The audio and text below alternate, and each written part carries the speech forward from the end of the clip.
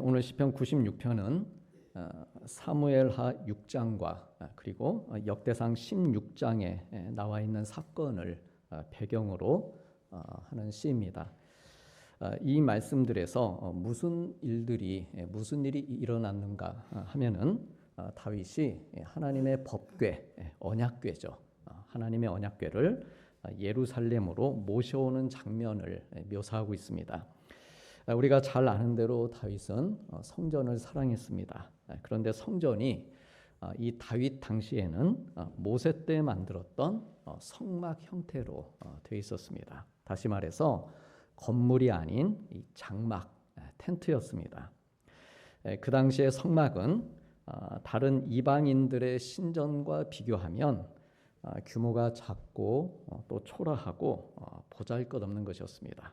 더군다나 모세 때 만들었으니까, 지금 다윗 시대고 모세 때 만들었으니까 400년이나 된 아주 낡은 그런 천막이었습니다.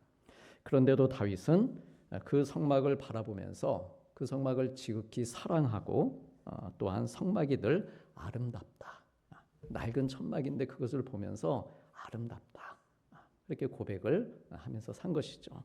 그 이유가 뭐냐 하면 성막에는 하나님께서 함께 하신다라고 하는 임재의 상징인 이 하나님의 법궤, 언약궤가 있었기 때문입니다. 작고 낡은 텐트에 불과하지만 하나님께서 함께 하시는 은혜가 거기 있었기 때문에 성막과 언약궤를 귀하게 여겼던 것입니다. 그런데 이 언약궤, 이 법궤가 한때 그 성막을 벗어나서 옮겨 다니던 때가 있었습니다. 사무엘 선지자 바로 전에 있었던 엘리 제사장 때에 이스라엘이 블레셋과 전쟁을 하게 됩니다. 전쟁을 하게 되는데 그만 패하고 그 법궤를 빼앗기게 됩니다. 빼앗기지 않을 수도 있었습니다. 왜? 하나님의 언약궤 법궤는 성막 안에, 지성소 안에 두는 것입니다. 그대로 그 자리에 뒀으면 빼앗기지 않는 것인데 혹시 이것이 우리를 도와줄까 해서 약간 미신적으로 가지고 나갔다가 전쟁에 패하고 언약궤까지 빼앗겨 버린 것이죠. 그래 이 법궤를 블레셋이 가져갔습니다. 표면적으로 보면 하나님의 임재하심이 이제는 블레셋으로 옮겨가신 것인데, 그런데 블레셋이 복을 받는 게 아니라 재앙이 일어나기 시작합니다. 하나님이 계시지 않아서가 아니라 정말로 하나님이 살아 계시기에 그 블레셋 땅에 재앙이 일어난 것입니다. 만일 블레셋에 여호와의 법궤를 가져갔는데도 아무 일도 일어나지 않았다면 이 블레셋 사람들이 하나님을 우습게 알았을 것입니다. 블레셋이 하나님의 언약궤를 가지고 간 이유는 자기들의 신으로 경배하기 위해서, 높여드리기 위해서 가져간 것이 아니라 전쟁에서 이긴 전리품으로 마치 포로처럼 끌고 간 것입니다. 고대의 전쟁은 우리 성도님들 잘 아시듯이 단순히 어떤 국가나 민족 간의 전쟁을 넘어서 각 나라가 섬기고 있는 신들 사이의 전쟁으로 그렇게 여겼습니다. 그래서 블레셋이 이스라엘을 이겼기 때문에 블레셋 신이 저 이스라엘의 신을 이긴 것으로 그렇게 알고 하나님의 언약궤를 조롱하면서 가지고 간 것입니다. 그런데 이 언약궤가 블레셋 땅에 들어간 바로 그날부터 재앙이 일어나서 견딜 수가 없었다라고 하는 것이죠. 그래서 어떻게 했는가 하면 자진 반납, 자진해서 법궤를 이스라엘로 돌려보냈습니다. 그러면 이제 이 법궤를 돌려받았으니 어떻게 해야 했을까요?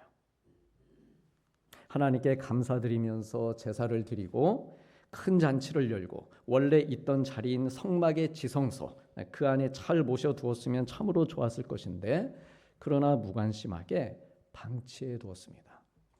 그리고 그런 가운데 사울이 왕으로 등극을 하게 되었는데 그는 하나님을 사랑하지 않았기 때문에 하나님의 언약궤, 이 언약궤를 어떻게 해야 될지 몰랐고 사실 어디에 있는지도 잊어버리고 살았습니다. 이 언약궤 안에는 세 가지가 들어있었습니다. 과거 이스라엘 백성이 광야에서 먹었던 만나, 그 만나를 담은 금 항아리와 아론의 쌍난 지팡이, 그리고 십계명이 새겨져 있는 두 돌판이 그 안에 들어가 있었습니다. 그런데 이렇듯 역사적이고 신앙적이고 소중한 것들이 담긴 언약궤를 귀하게 여기지도 기억하지도 않고 방치했다라고 하는 것은 당시 이스라엘 사회의 영적 분위기가 얼마나 혼탁하고 어두웠는지를 잘 보여주고 있습니다. 근데 그런 시대에 사울이 죽습니다. 사울이 죽고 그 이후에 다윗이 왕이 된 후에 그가 맨 먼저 생각한 것이 예루살렘을 수도로 삼은 후에 하나님의 이 언약궤를 예루살렘으로 모셔오는 일이었습니다. 근데 문제는 모셔오고 싶은데 이 언약궤가 어디 있는지 알 수가 없었습니다. 그래서 이 언약궤를 찾기 위해서 백방으로 엄청나게 수소문을 하며 헤맵니다. 세상에 생각해 보시기 바랍니다. 소위 하나님의 백성이라는 사람들인데 하나님의 상징인 법궤를 빼앗기질 않나, 그 되돌려 준 것마저 방치하고 어디에 있는지도 알지 못했다는 게 이 얼마나 안타깝고 악하기까지 한 일입니까? 주일에 교회에 가려고 하는데 성경책을 어디에 뒀더라, 발견이 안 되는 겁니다. 교회를 못 가는 거죠. 성경책 찾다가. 언약궤를 방치했다라고 하는 것은 사울을 비롯한 그 시대의 이스라엘의 지도자들 그리고 백성들이 이 말씀의 소중함을 가볍게 여기고 살았다는 말입니다. 말씀이 담긴 두 돌판이 있어도 그만, 못 찾아도 그만, 사는데 불편함을 느끼지 못했다는 겁니다. 하나님께서는 과거 모세를 통해서 신명기 말씀에서 장차 이스라엘의 왕이 될 자들에게 그 자들에게 몇 가지 기억해야 할 일을 당부하셨습니다. 그 가운데 하나가 왕들 곁에 항상 율법책을 두고 읽으라는 것이었습니다.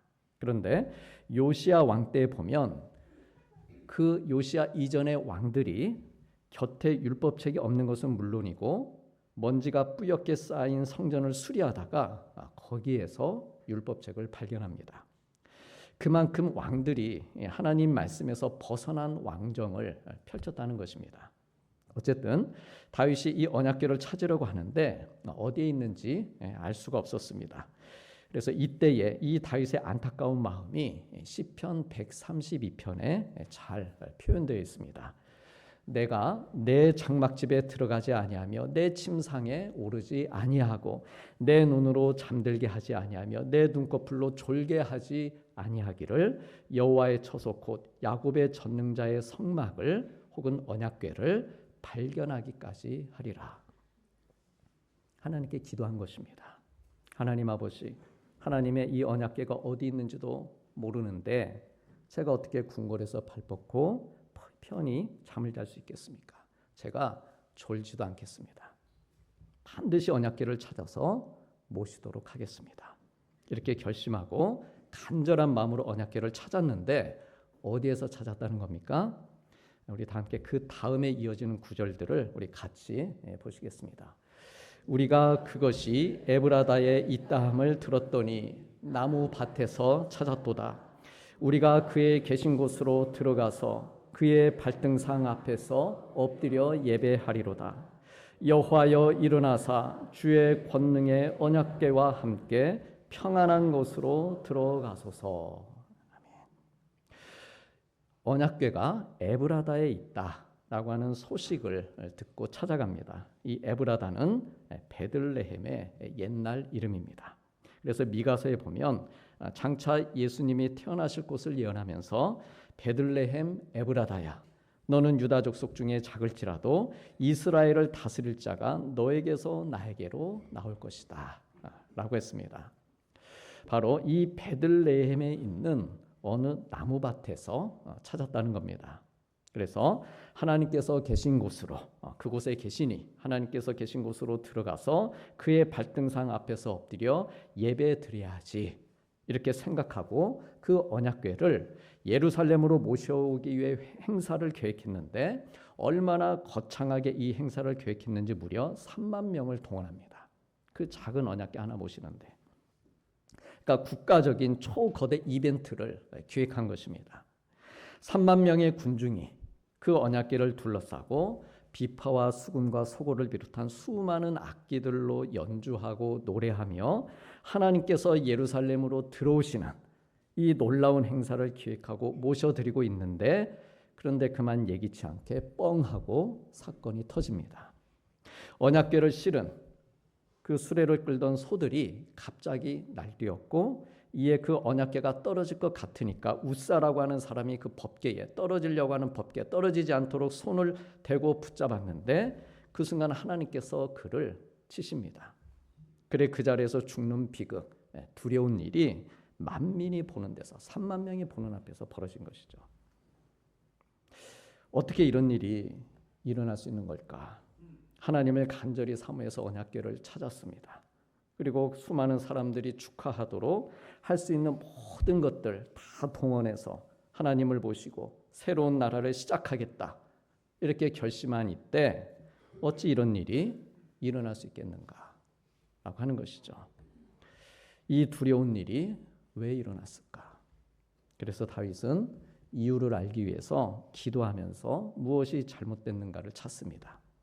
두 가지를 찾았는데, 하나는 말씀을 통해서 하나님의 언약궤는 수레에 실는 것이 아니고 제사장들이 어깨에 매도록 해야 된다라고 하는 그 방법을 찾아냈고, 또 하나는 다윗 자신이 이 언약궤를 모시려고 하는 그것은 좋지만, 그러나 자기 마음속에 뭐가 있었는가라고 하면 정치적인 야심이 들어있었다는 겁니다. 자기가 빼앗은 예루살렘 성에 자기가 모셔온 하나님의 언약궤를 둠으로써 수많은 백성들로부터 칭송을 받고 자기 왕권의 정통성을 확립해 보겠다고 하는 야망이 있었다는 것입니다. 그러니까 다윗에게 관심은 뭐였느냐? 하나님의 언약궤를 성막, 지성소에 갖다 놓는 것이라기보다는 예루살렘으로 가져오는 것이었다는 것이죠. 물론 예루살렘 안에 성막이 있습니다. 그러나 그럼에도 불구하고 그의 관심은 성막에 가져다 놓는 것보다는 상대적으로 내가 정복한 이 예루살렘, 여기에 하나님의 언약궤를 들여와야지, 그 생각이 있었다는 것입니다. 그래 백성들로부터 칭송받고자 하는.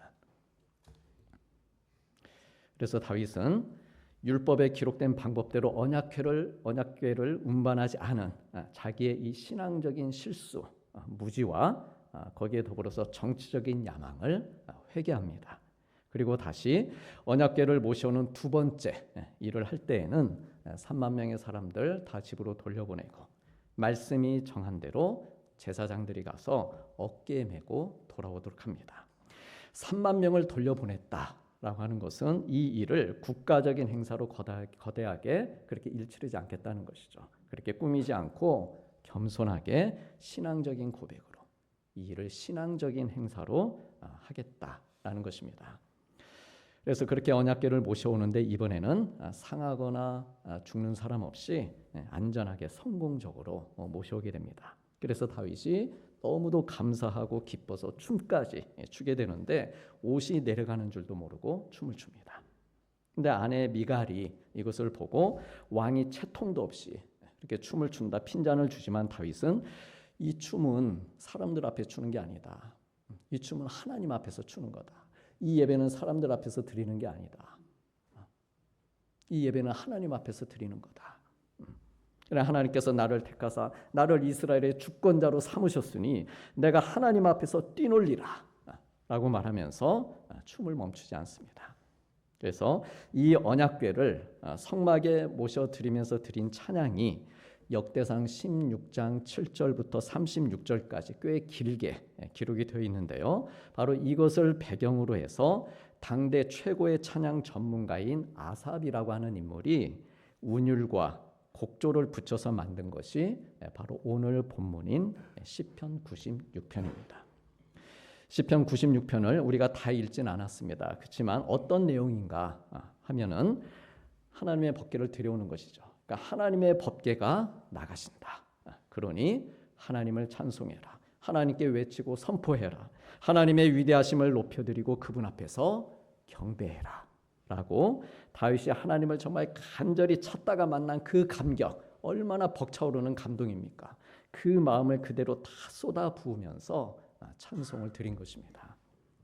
그래서 이 시편 96편 속에 뭐가 나오는가 하면 하나님을 정말 간절히 찾고 하나님을 만난 사람의 특징이 드러나 있습니다. 우리 사랑하는 성도님들, 우리들도 하나님을 간절히 찾는 때가 있습니다. 하나님을 간절히 찾고 만나는 시간이 있습니다. 하나님을 만나는 과정에서 다윗처럼 방법을 잘 몰라서 서툴게 실수를 하기도 하고, 또 하나님 만나는 것을 나의 어떤 야망을 이루는 도구로 이용하기도 하지만, 그러나 이내 나의 그러한 실수와 잘못을 깨닫고 회개하며 간절함으로 다시 하나님을 만나서 감사하고 기뻐하고 감격해서 춤을 추며 찬송하는 그러한 은혜의 경험, 그런 귀한 간증의 고백이 우리에게도 있기를 축복합니다. 그래, 말씀드린 대로 이 시편 96편에는 하나님을 간절히 찾고 만난 혹은 만날 사람의 특징이 기록되어 있는데요. 오늘과 다음 주 두 번에 걸쳐서 이에 대해 나누고자 합니다. 성도님들, 하나님을 간절히 찾은 후에 만난 사람들의 특징이 뭘까요?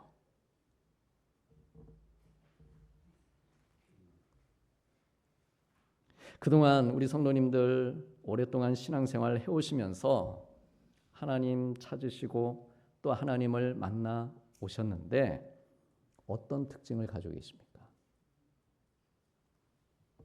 피부가 좋아졌어요.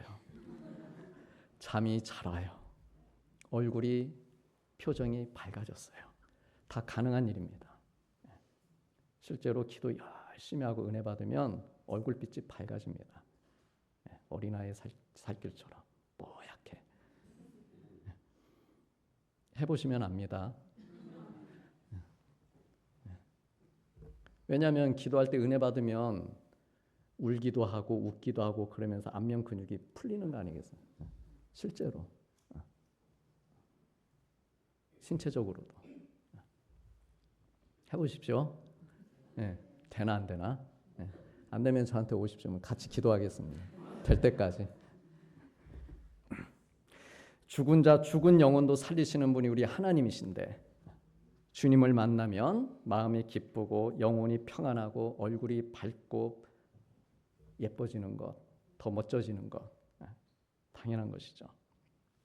오늘 본문은 이런 특징들에 더해서 하나님을 만난 사람들의 특징이 잘 표현이 되어 있습니다. 첫 번째 특징은 1절 말씀에 전하고 있습니다. 우리 다 함께 1절 말씀 보시겠습니다. 새 노래로 여호와께 노래하라. 온 땅이여 여호와께 노래할지어다. 아멘. 하나님을 간절히 찾은 후에 만난 사람의 첫 번째 특징, 그것은 새 노래로 노래합니다. 새 노래란 뭘까요? 어제 노래는 헛노래고 오늘 새로 작사 작곡해서 부르는 노래는 새 노래일까요? 그럼 내일 새 노래를 부르려면 또다시 곡을 써야 되는 걸까요? 그런 뜻일까요? 새 노래. 새 노래란 새로운 마음, 거듭난 마음. 하나님을 만났으니까 거듭난 마음이죠. 새로운 마음이죠. 그런 마음으로 부르는 노래가 새 노래입니다. 다윗은 왕이 되기 전에 고생을 엄청나게 많이 했습니다. 사울의 칼을 피해 다니기를 10년을 넘게 했습니다. 이전에 별 위기 없이 살면서 지식으로 알았던 그 하나님을 어려움에 또한 그 고난의 터널을 통과하면서 그렇게 만나게 되면서 하나님과의 관계가 멀어진 게 아니라 굉장히 밀접해집니다. 그 고난의 시간을 통해서 떨어져 나가지 않고 오히려 그야말로 고난 가운데서 다윗은 매일매일 하나님을 새롭게 만났습니다. 그래서 그렇게 고난을 통해 만난 하나님에 대한 경험도 풍부했지만 거기에 더해서 하나님의 언약궤를 모셔오면서 하나님께 대한 고백과 찬송을 다시 한번 새롭게 새로운 마음으로 드리게 된 것입니다. 내가 이용할 수 있는 하나님이 아니고 내가 이용하려고 그랬는데 내가 이용할 수 있는 하나님이 아니고 나의 주인으로서의 하나님, 그분 하나님을 만나면서 하나님과 다윗 자신과의 만남의 특징으로 무엇을 알게 되었는가? 새롭다는 것입니다. 야, 새롭다. 하나님을 내가 또다시 이런 일들을 통해서 새롭게 만나는구나. 사랑하는 성도님들, 시간적인 존재로 살아가고 있는 우리에게는 사실 새로움이라는 게 별 의미가 없습니다. 시간이 가면서, 왜냐하면 시간이 가면서 모든 것이 낡아지고 후패해지기 때문입니다. 오히려 시간이 보면 새롭다라기보다는 시간이 보면 좀 짜증나는 것이죠. 시간 가는 거 보면 한숨이 나오는 것이죠. 경우에 따라서. 그래서 일찍이 솔로몬도 말하기를 해 아래 새 것이 없나니 하나도 없다고 했습니다. 우리는 시간 속에 살고 있기 때문에 옛날의 모습과 지금의 모습이 같습니까? 다릅니까? 20년 전보다 혹은 30년 전보다 어떻습니까? 같습니까? 다릅니까? 10년 전 사진만 놓고 봐도 그때로 돌아갔으면 하는 마음이 생기는 것은 지금이 새롭지 않음을 느끼기 때문입니다. 그런데 새롭지 않다는 것은 우리의 육신에만 적용되는 게 아니라는 것이죠. 우리 마음에 새로움이 없으면 지루해지고 감격이 사라집니다. 믿음이 낡아지고 영혼도 후패해집니다. 아무리 불같이 사랑하는 남녀라 할지라도 세월이 가면 그 사랑이 시들해지고 지루해지고 권태로워지고 서로 바라봐도 눈이 반짝반짝 빛나는 게 아니라 하품만 나는 것처럼 마음도 영혼도 흐르는 시간 속에 그대로 가만히 놔둬버리면은 새로움이 없고 지루한 영혼, 하나님 앞에서 하품만 하는 영혼이 되고 마는 것입니다. 하나님 앞에서 하품하지 않고 하나님 앞에서 또한 말씀 앞에서 하품하지 않고 예배 앞에서 하품하지 않기 위해서는 마음과 영혼이 날마다 새로워지는 은혜를 받아야 됩니다. 예배를 지루하게 생각하면 안 되겠죠. 그 말은 혹 설교에 문제가 있을 수도 있지만 내 마음에 새로움이 없기 때문입니다. 그리고 새로워지는 은혜를 받으려면 세상 시간에 나를 맡기지 않고 영원한 시간에 나를 맡겨야 됩니다. 영원하신 분이신 하나님께 나의 시간도 나의 영혼도 나의 인생도 맡겨드려야 됩니다. 그래서 영원하신 하나님을 만나면 만날 때마다 새로운 것입니다. 즉 오늘 하나님을 만나면서 새롭고 감격이 있습니다. 그러면 내일 하나님을 만나면 오늘보다 감격이 조금 덜하고 모레 만나면 더 덜하고 1년 동안 계속 만나면 하나님을 만나는 새로움이 시들시들해지는 건가? 아니라는 것이죠. 영원하신 하나님과의 만남은 그 감격, 그 은혜가 날마다 새로워지는 것이 영원히 반복되는 것. 오늘 또 새로워지고 내일 또 새로워지고 그래서 이 새로워지는 것이 영원히 하나님 나라 올라갈 때까지 새로워지게 그렇게 반복되는 것이 바로 하나님을 만난 사람 혹은 하나님과의 만남의 특징이고 이것을 오늘 시편에서 노래하고 있는 겁니다. 새 노래로 여호와께 노래하라. 온 땅이여 여호와께 노래할지어다. 여기서 온 땅은 하나님의 광대하심 곧 지극히 넓으심을 의미합니다. 하나님은 너무도 크시다. 너무도 광대하시다. 그래서 끝이 없는 분이시다는 말씀입니다. 그 하나님을 내가 새 노래로 부르겠다는 것입니다. 우리 성도님들 이 세상의 음식이 몇 가지나 될까요? 오늘 오실 때 몇 가지 반찬 드시고 오셨습니까? 끝이 없습니다. 먹어도 어떻게 이런 메뉴들이 있는지. 아마 우리나라 음식만 맛있는 걸 다 골라서 전국을 다녀도 10년은 넘게 다니면서 먹을 수 있을 겁니다. 날마다 새로운 음식을 먹어도 끝이 없습니다. 하물며 40년 동안 만나와 메추라기를 내리신 하나님의 은혜와 보리떡 5개와 물고기 2마리로 5,000명 먹이시고 12광주리를 남기신 우리 예수님의 능력은 끝이 없으신 것이죠. 그래 이처럼 한없고 광대하신 은혜를 기억해라. 기억하도록 하시기 위해서 금 항아리에 만나를 넣어서 언약궤에 보관해라 하신 것입니다. 근데 그것을 빼앗겼었다는 것이죠. 금 항아리에 만나를 넣어라. 금이 귀하다는 겁니까? 만나가 귀하다는 겁니까? 만나 있는 거 빼. 그리고 나는 금 항아리 가질 거야. 금 항아리에 만나를 넣었습니다. 뭐가 귀하다는 겁니까? 만나가 귀하다는 것이죠. 하나님께서 하신 일. 그게 세상의 금은 보화보다 귀하다는 것입니다. 그렇게 간직하며 살라는 것이죠. 그럴 때 새 마음이 생긴다라고 하는 것입니다. 우리가 살고 있는 우주가 굉장히 큽니다. 넓습니다. 우리 지구가 속해 있는 은하계, 우리 지구가 속해 있는 은하계만 해도 그 크기가 지름이 10만 광년의 길이라고 합니다. 10만 광년의 길이. 빛의 속도가 1초에 30만 킬로미터를 가는데, 그러니까 1초가 똑딱일 때 지구를 7바퀴 반을 도는 겁니다. 빛이. 그런데 이렇게 엄청난 속도로 10년 동안을 날아가야 우리 지구가 속해 있는 은하계를 겨우 벗어날 수 있다는 거예요. 그런데 이러한 은하계가 이 온 우주에 몇 개나 될까요?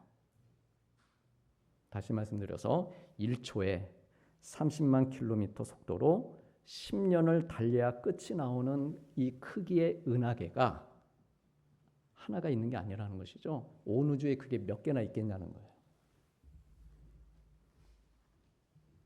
과거에는 약 1700억 개 정도라고 했는데 한 분도 안 놀라시네.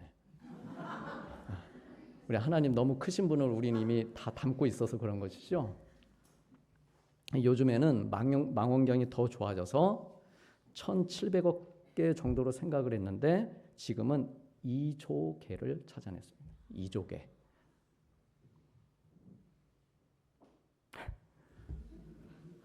근데 이 2조 개 가운데 우리 지구가 속해 있는 은하계와 가장 가까운 은하계, 그러니까 2조 개 가운데 가장 가까운 은하계가 뭐죠? 많이 들어보셨는데, 네, 안드로메다 많이 들어보셨죠? 네, 안드로메다 은하인데 우리 은하와의 거리가 얼마쯤 되느냐? 250만 광년입니다. 그러니까 빛의 속도로 우리 옆집인데 250만 년을 날아가야 2조 개의 은하 가운데 겨우 한 곳에 도착하는 거예요. 은하철도 999에서 처리가 안드로메다 가는 겁니다. 그 열차가. 아마 우리가 안드로메다를 알고 있는 이유는 은하철도 999의 영향이 큽니다. 과학 시간에 배운 걸로는 기억이 안 날 텐데 은하철도 999 처리가 메이탈인가요? 라면 끓여 먹으면서 왜 가는 거. 그 기차의 속도가 저는 아마 빛의 속도보다 그게 더 빠른 것 같아요. 그러니까 250만 년 광년을 가야 가는 건데 그게. 그러니 날마다 그 하나님의 광대하심을 받기 때문에 그걸 경험했기 때문에 그러니 날마다 새 노래가 나올 수밖에 없다는 것이죠. 이러한 광대한 우주를 만드신 하나님을 날마다 빛의 속도로 만나더라도 영원히 계속해서 만나고 또 만날 수 있기에 그래서 우리 하나님과의 만남은 날마다 그리고 영원히 새로운 것이다. 그리고 이것이 바로 천국의 삶인 것입니다.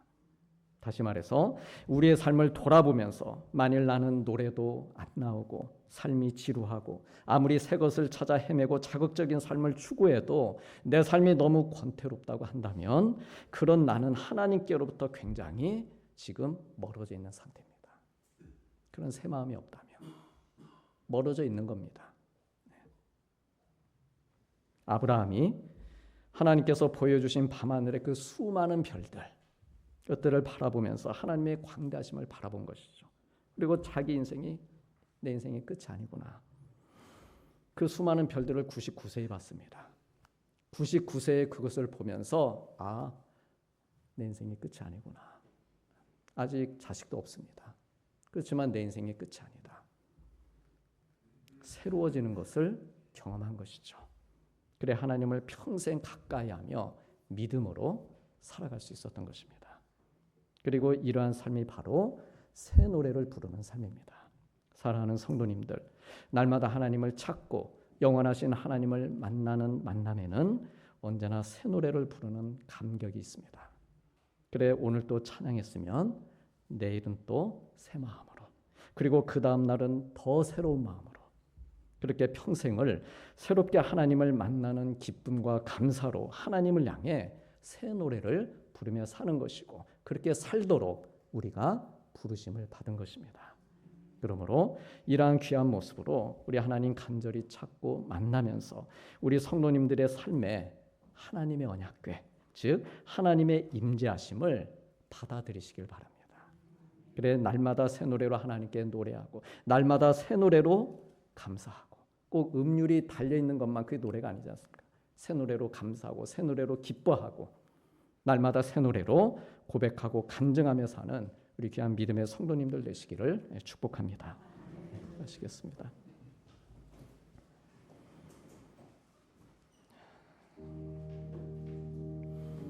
우리가 그것이 에브라다에 있다함을 들었더니 나무밭에서 찾았도다.